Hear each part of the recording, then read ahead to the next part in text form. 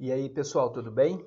Bom, eu resolvi, como eu havia dito para vocês, né, gravar a aula de forma tradicional, igual a gente fazia antes, tá? Porque tanto sexta quanto hoje, segunda, por problemas técnicos ficou meio ruim, né? Tanto o, o andamento do conteúdo, a sequência que eu programei, quanto a questão de gravar mesmo, né? Então eu vou fazer, fiquem tranquilos que eu vou fazer o mais sucinto possível para ficar mais quadradinho ali para vocês poderem estudar, beleza?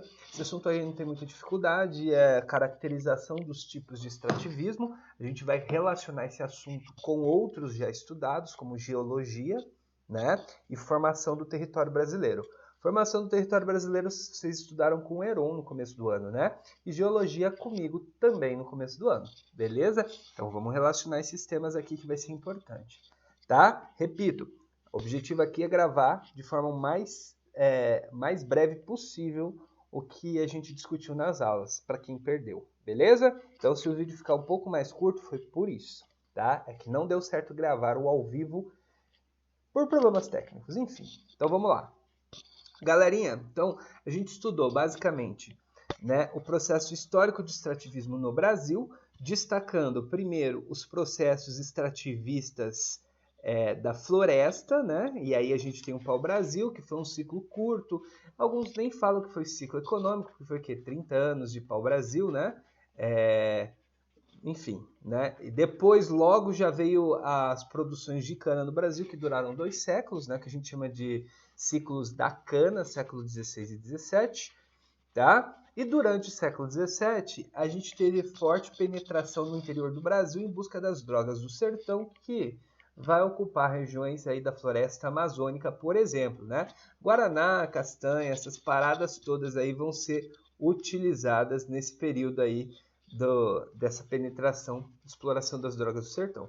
Então a gente já tem aí um ciclo explorador da floresta saindo do litoral, indo para o interior, beleza? Isso vai ser importante. Bom, no século XVIII a gente vai ter um forte ciclo de exploração mineral. Aí entra as Minas Gerais, né? Aí eu vou destacar 3 estados, Minas, Mato Grosso e Goiás, que são os ciclos de exploração mineral. Obviamente, principal mineral explorado, o ouro, né? Mas outros, diamante e tal. Beleza? Então foi um ciclo ainda também com mão de obra escrava, né? Basicamente, quando você fala em extrativismo de floresta no Brasil, sempre você vai botar o componente de exploração da mão de obra como um componente relevante no processo, tá? Infelizmente, mas essa é uma realidade. Belezinha? Então, o ciclo do ouro forjado na mão de obra pela exploração de mão de obra escrava ainda no Brasil, no século XVIII, sobretudo nas Minas Gerais, né? Mas aí foi para Goiás, Mato Grosso, né? Enfim, né? Beleza? E o ciclo da borracha, que volta para a floresta amazônica já no século XIX, principalmente no finalzinho do século XIX, começo do século XX, né? Daí que vai vir o estado do Acre, né? Em 1913 vai ser anexado, enfim, 1903, né?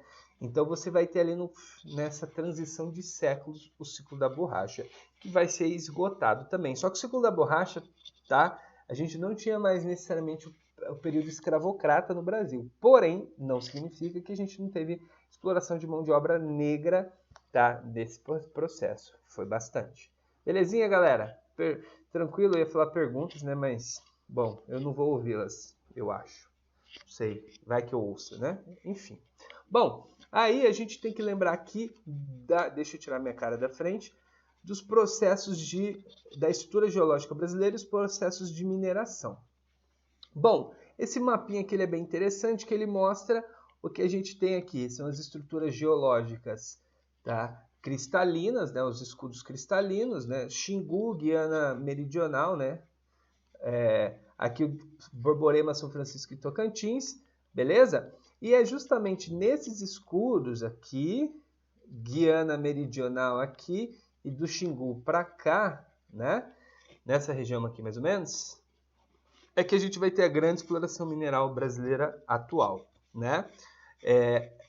Lembrando, tá? Toda vez que eu tenho escudos cristalinos, eu tenho rochas metamórficas e magmáticas. Lembre-se disso, né? Já estudamos isso, tá? Rochas magmáticas e metamórficas. Essas rochas vão propiciar condições para a exploração de minerais metálicos no nosso país, belezinha?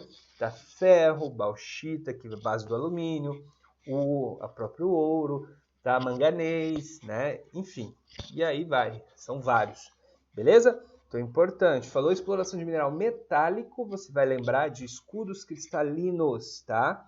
Beleza? Desses escudos, os principais aqui, onde vai ter mais exploração, são os proterozoicos, que são menos velhos, tá?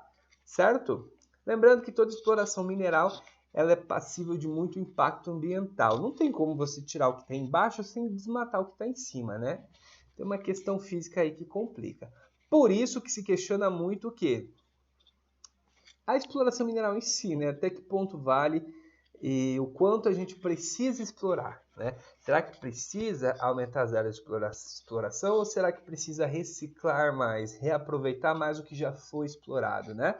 Olha que são questões muito importantes que precisam ser discutidas no mundo contemporâneo, né? Até que ponto vale produzir mais matéria-prima, tá? Enquanto eu tenho um monte de matéria-prima já produzida no mundo, né? Então, questão da reciclagem. Isso aqui é uma foto que eu deixei aqui para vocês verem como que é uma zona de exploração de ferro, tá vendo? Ó, isso aqui era ó, um buraco, né? Isso aqui tem centenas de metros de profundidade, ele é feito por camadas, né? Cada camada dessa é uma cota altimétrica, tá? Aqui é um sistema exploratório industrial, né? Isso aqui não é feito por garimpagem, é feito por uma indústria de mineração.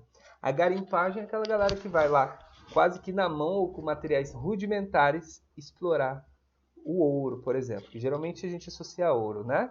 Beleza? Atenção, hein? Problema de garimpos, exploração em garimpo, que é ilegal na maioria. A maioria dos garimpos são ilegais, tá, gente?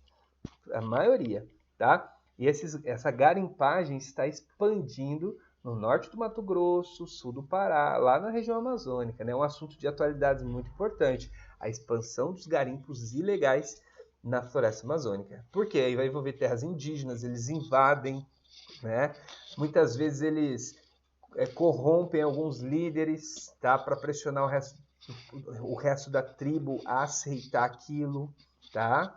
E aí ele joga como se a tribo tivesse concordado com a exploração e na verdade foi, por exemplo, 2 líderes ali que foram corrompidos e aí eles dizem e o resto da tribo tem que concordar porque eles são coagidos, né? Então isso é um problema muito sério. Então você tem que tomar muito cuidado quando você ouve falar: "Ah, mas a tribo concorda".